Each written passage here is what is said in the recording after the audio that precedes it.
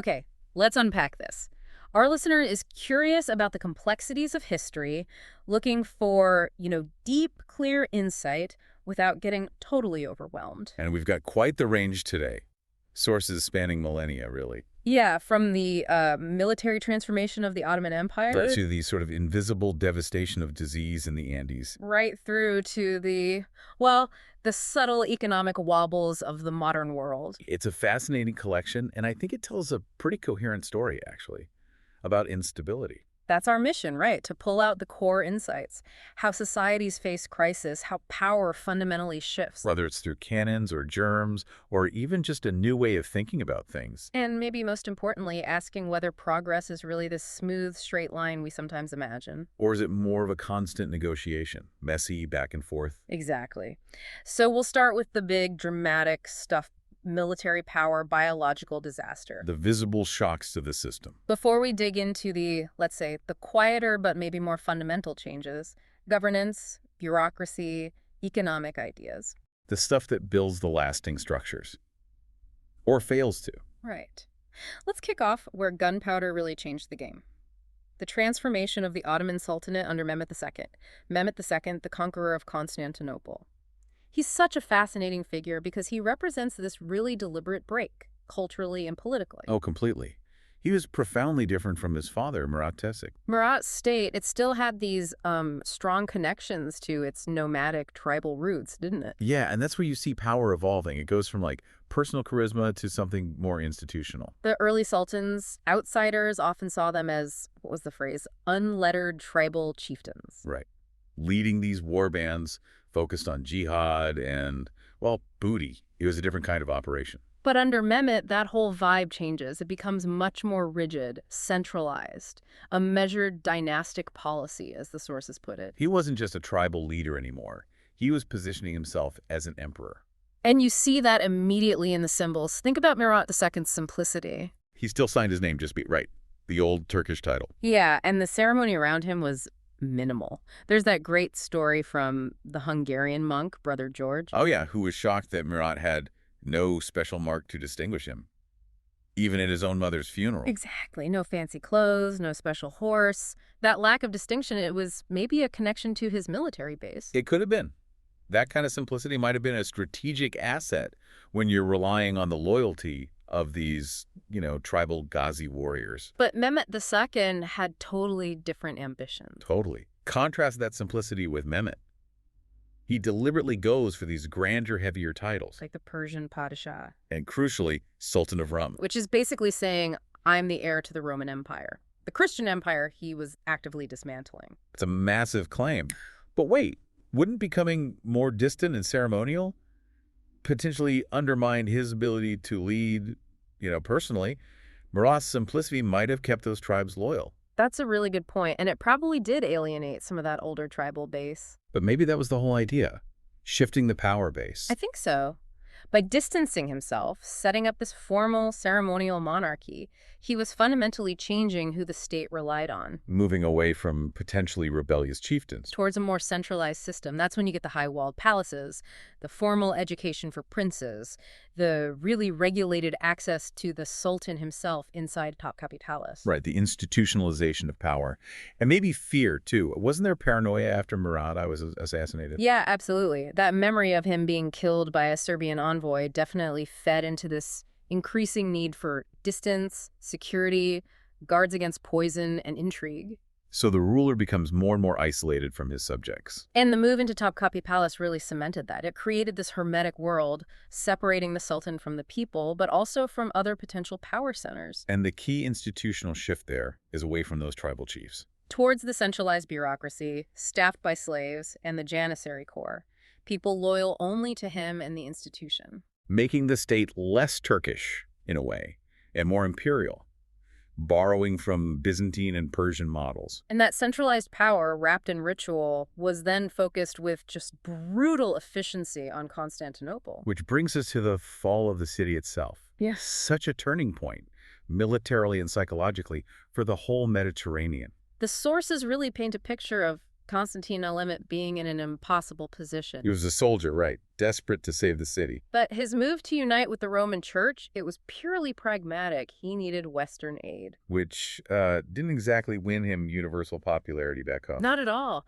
The city was apparently full of resistance, led by the anti-unionists, George Scholarios. Who later becomes the first patriarch under the Ottomans, Yeah. Gennadios. Yeah. He was actively stirring up trouble from his monastery. Famously saying they preferred the Sultan's turban to the Pope's hat. So, just as the siege is starting, Constantinople doesn't really have a fully legitimate emperor. Because Constantine was never formally crowned, thanks to all the religious fighting. And it doesn't have a unified church authority either. Talk about a vacuum. Right in the middle of an existential crisis. And Mehmet, he wasn't just sitting back with his army.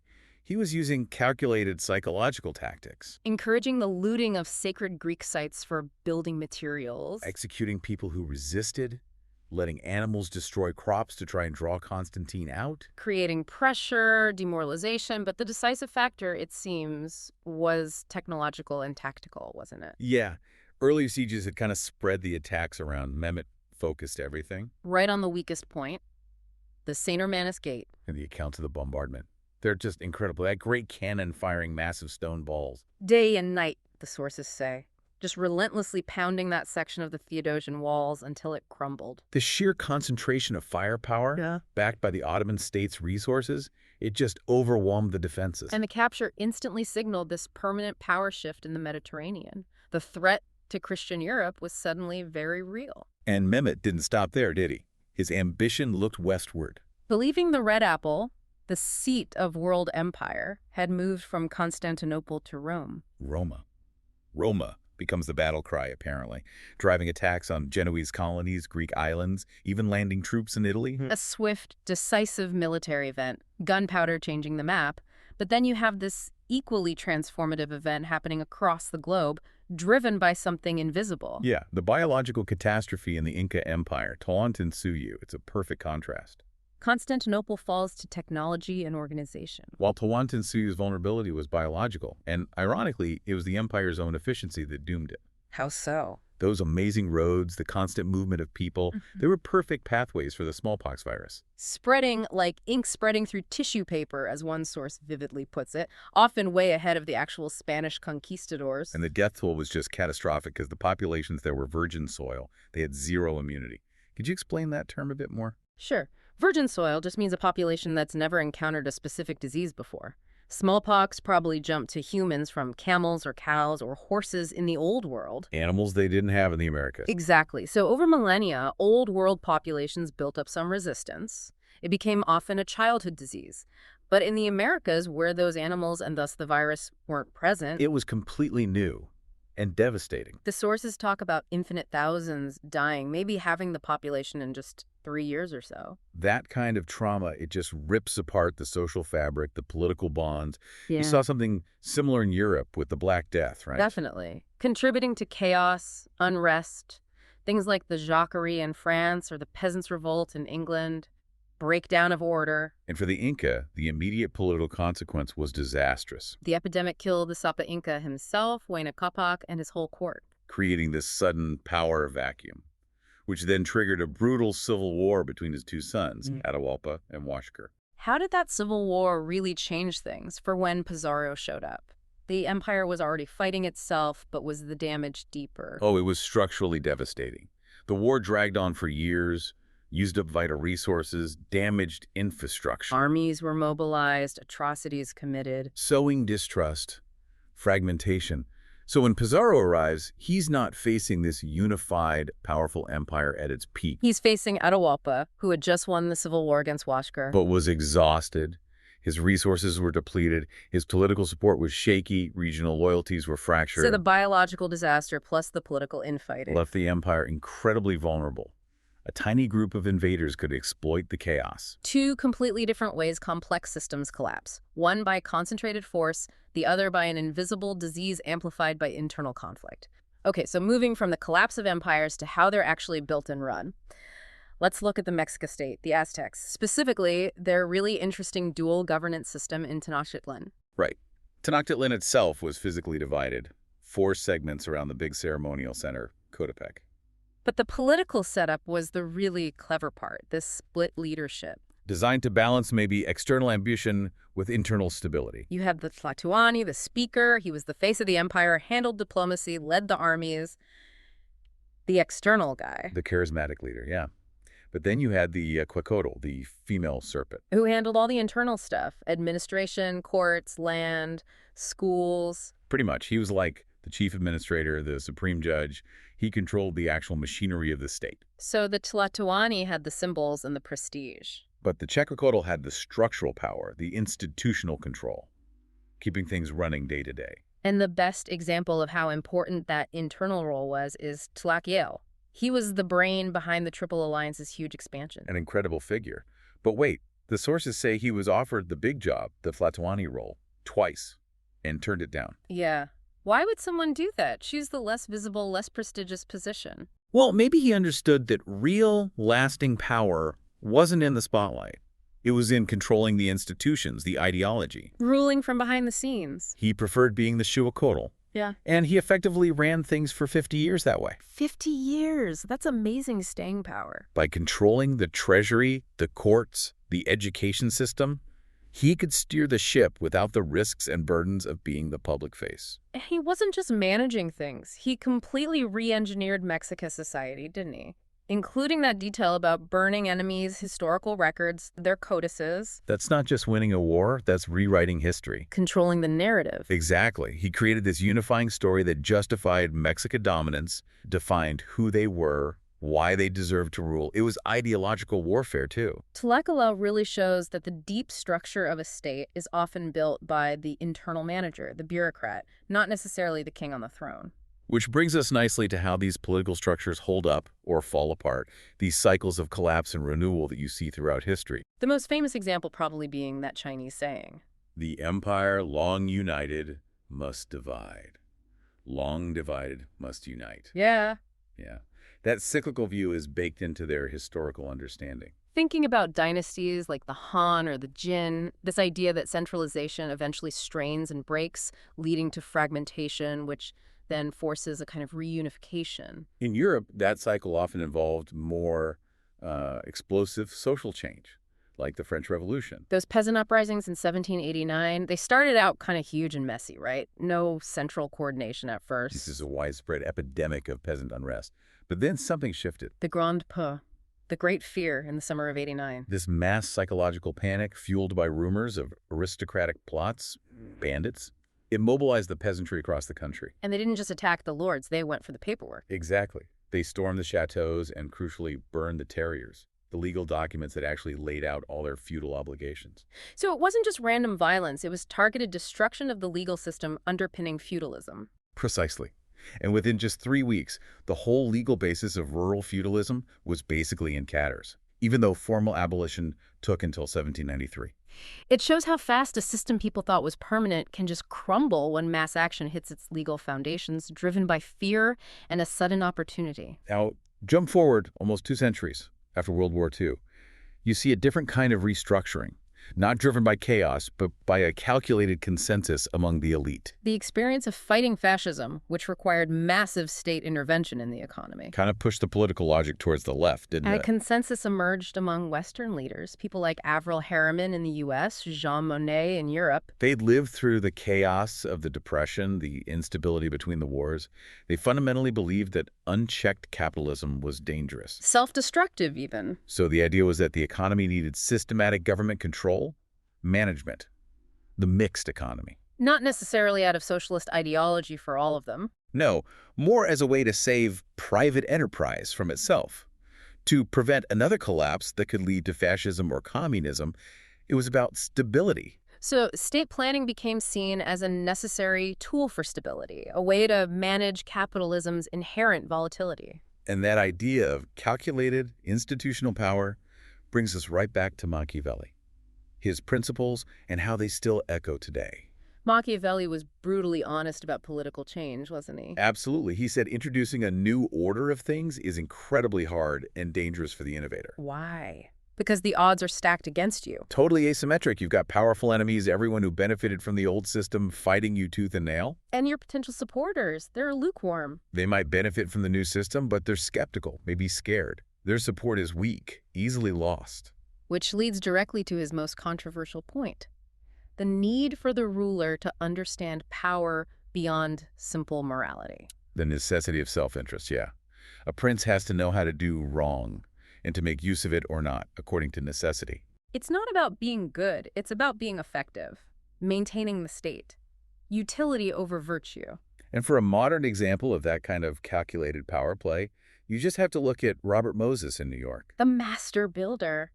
But he didn't just build roads and parks, he built his own power structure, made himself almost untouchable. His genius was in manipulating bureaucracy. He set up these public authorities, like the Long Island State Park Commission. In a way that they were barely accountable to elected officials, like the governor. Only minimally responsive to its wishes, as the source puts it. Oh. But crucially, he always had public opinion on his side because he got things done. Big, visible projects. But hold on, is that really Machiavellian? Machiavelli was writing about seizing and maintaining power in a dynamic way, managing change. Moses seems to have created stagnation, a system designed to prevent change or removal. That's a great point. It's like the modern bureaucratic twist on Machiavelli. Machiavelli's prince needs to act decisively in a fluid situation. Whereas Moses perfected power through stasis, through legal entrenchment. Remember that story about Governor Roosevelt? Who couldn't stand Moses but couldn't get rid of him. And years later, when asked why, Moses just leaned back and laughed, saying the law didn't permit it except on charges. It was set up that way, see? He had woven his own indispensability into the legal fabric, turned political engineering into this bureaucratic masterpiece of self-preservation. Okay, let's shift focus again now to the economic foundations. Starting with that deeply flawed but incredibly expansionist engine of slavery in early America. Yeah, the sources point out this inherent problem with relying on slave labor, something even people like Jefferson noted about Virginia. It just exhausts the soil. Why? Because scientific farming, things like crop rotation, careful manuring, they're just alien to slave societies. Right. The focus is on maximizing output through cheap, coerced labor in the short term, not long-term land health. Which created this relentless pressure to expand. Exactly. It was always cheaper to acquire fresh, fertile land further west than to invest heavily in improving the old, worn-out land. So the system needed ever-fresh conquests to sustain itself. That economic drive fueled the push into new territories, didn't it? South, west, even into the Caribbean. And this economic pressure led to some really interesting, sometimes counterintuitive political maneuvering. Like during the debates in Britain about abolishing the slave trade in the early 1800s, you'd think all slave owners would be united against it. But apparently not. The sources mention that the older, more established planters, the saturated planters in places like Jamaica, who already had large functioning plantations, they often supported abolition. Why on earth would they do that? Cripple their own labor supply? It wasn't about morality. It was about market share. They saw abolition as a weapon. To use against their competitors. Precisely. Their goal was to cripple the newer, rapidly expanding colonies like Cuba, or maybe the newer American territories, which desperately needed a constant flow of new enslaved people to grow their sugar or cotton production and challenge the dominance of the older islands. Wow. So it was a strategic move to lock in their own advantage by cutting off the labor supply for rising competitors. Cynical. Highly cynical, but economically rational from their perspective. And that kind of systemic pressure, it always breeds resistance, doesn't it? We see these moments where societal fractures nearly upend the whole system, like Bacon's rebellion in Virginia way back in 1676. That was a really potent, though ultimately unsuccessful coalition. Started by white frontiersmen, right? Angry at the rich coastal aristocrats for not protecting them from Native Americans after pushing them west. Yeah, but crucially they were joined by indentured servants, both black and white, and enslaved Africans. Uniting these different marginalized groups. In a way that absolutely terrified the ruling elite. And that fear, arguably, led directly to the hardening of racial lines in the law afterwards, making a clearer distinction between temporary servitude and permanent, inherited, racialized slavery. Exactly. To drive a wedge between poor whites and enslaved blacks, ensuring that kind of dangerous cross-racial alliance wouldn't happen again easily. So for those who remained enslaved, resistance often had to be more subtle, more pre-political, as the sources say, cultural resistance. Like the spirituals. Mhm. They were incredibly powerful, maintaining humanity, community, communication. And often carrying double meanings, right? Oh, yeah. Oh, Canaan, sweet Canaan, wasn't just about heaven. It could secretly mean freedom, the North.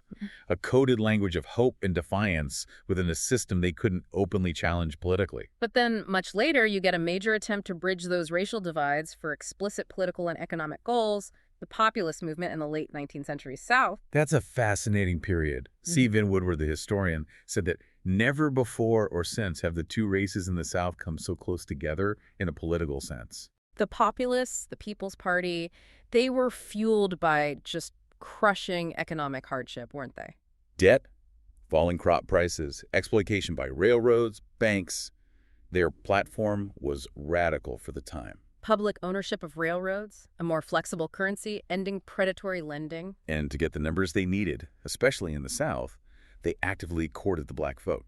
They tried to build a genuine, if very difficult, biracial political coalition based on shared economic interests. But the sources also highlight how incredibly complex and contradictory that effort was, given the reality of Southern racism. Absolutely. The tension was always there. You had situations like in Georgia, where the alliance-backed legislature passed a whole slew of anti-black laws in 1891. While at the same time, The official state populist platform was denouncing lynching and terrorism. They knew they needed to protect their black voters to have any chance of winning, even while white supremacy was still deeply ingrained. It was a constant, difficult balancing act. and the populist movement wasn't just politics, it was a whole culture, wasn't it?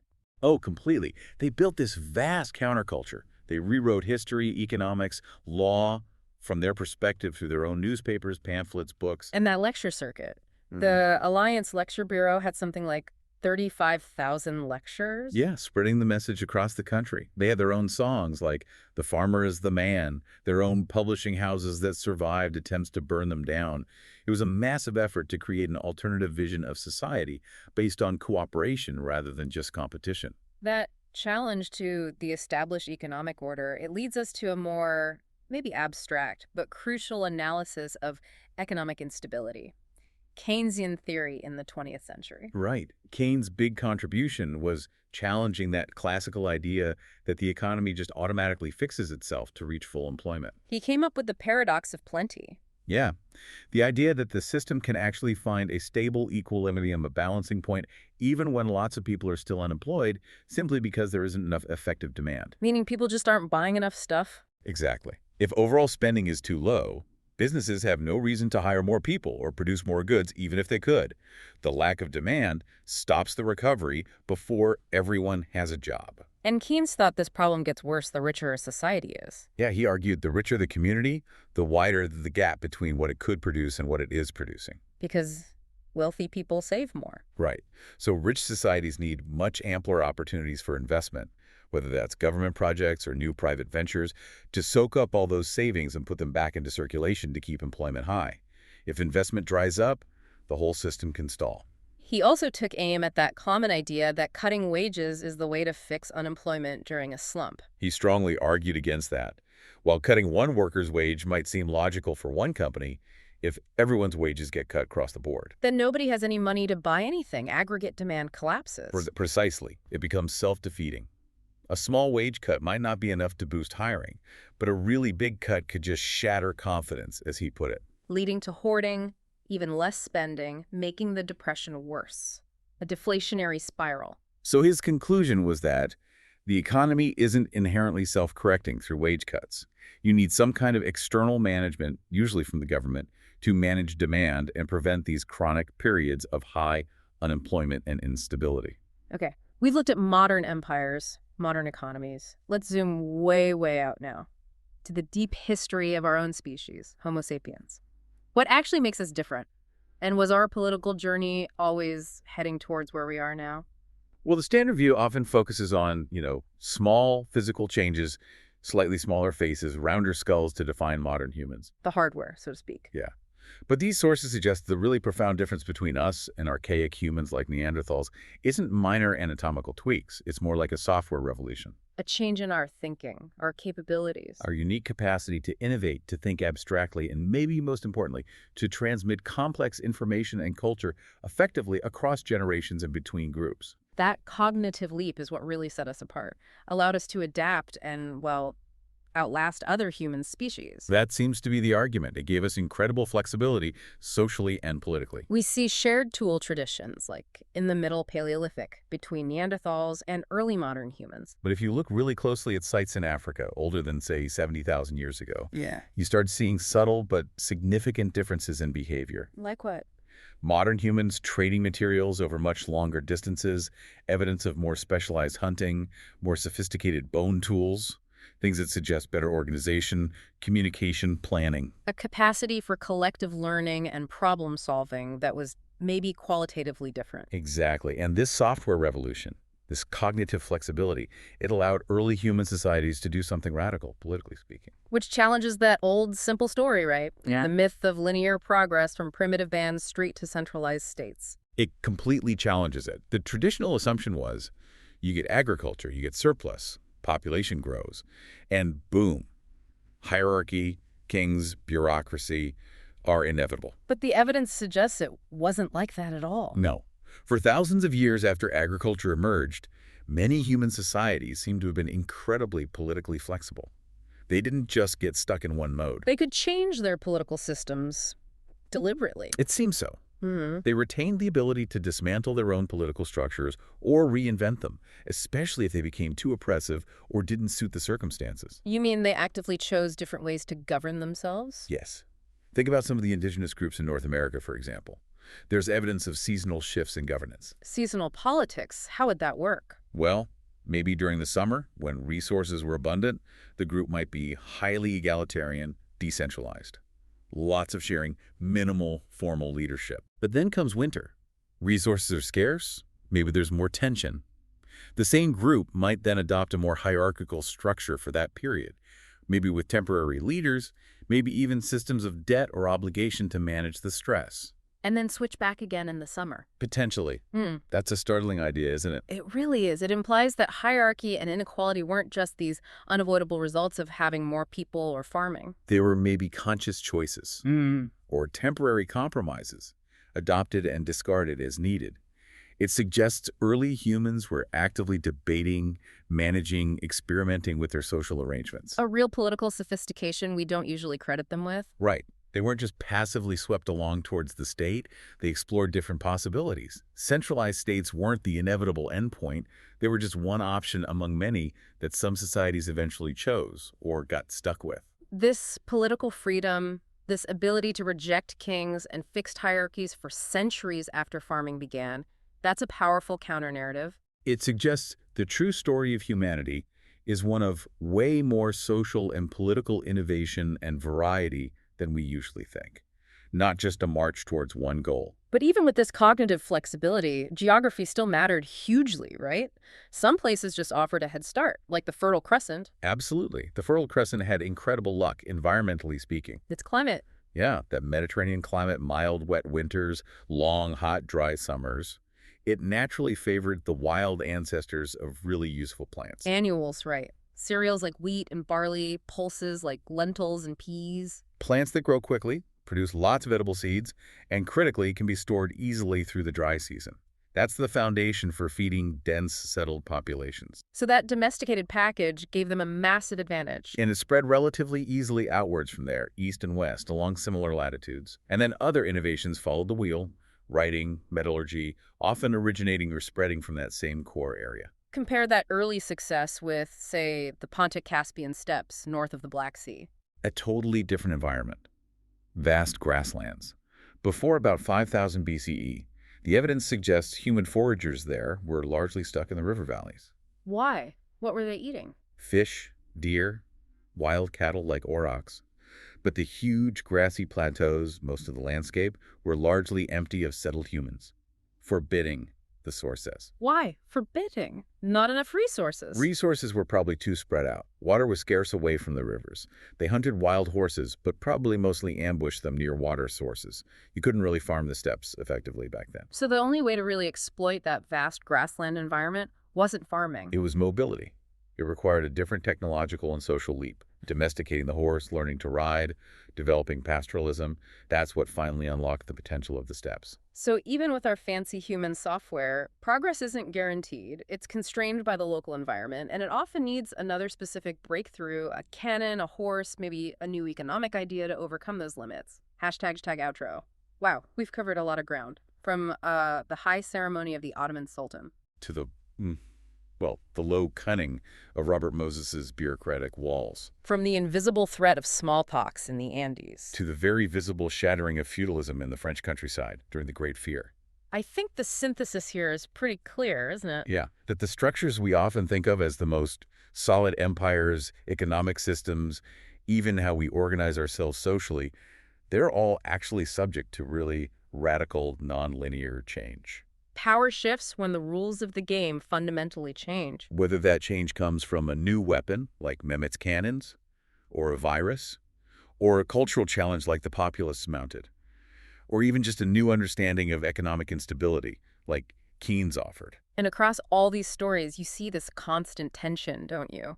Between trying to maintain control, maintain authority, and dealing with the pressure for change. It reminds me of that quote from the Athenian general Cleon during the Peloponnesian War. What did he say? He was arguing against reconsidering a harsh decision. And he said something like, "Bad laws which are never changed are better for a city than good ones that have no authority." He urged immediate vengeance, fearing that any delay, any rethinking would just weaken their resolve and undermine the existing order. That's a stark choice. He's arguing for the known flawed system because it has authority, even if a change might theoretically be better but risks chaos or powerlessness. It's a desperate plea for stability, isn't it? You hear echoes of that everywhere. The Inca elite facing civil war and then the Spanish. The populists trying to hold a coalition together against immense racial and economic pressure. Keynes trying to find a way to stabilize capitalism to prevent collapse. So considering everything we've discussed, especially that evidence that early humans weren't just locked into one path, but actively experimented with different social structures, choosing or rejecting hierarchy, here's a final thought for you, our listener. In our own era, with technology and the economy changing so incredibly fast, is the stability of the known, even if it's flawed, always better than taking the risk on an innovative but uncertain future? That feels like the fundamental tension. Cleon's fearful security versus possibility may be perilous, maybe liberating, of creating a new human order, something to think about.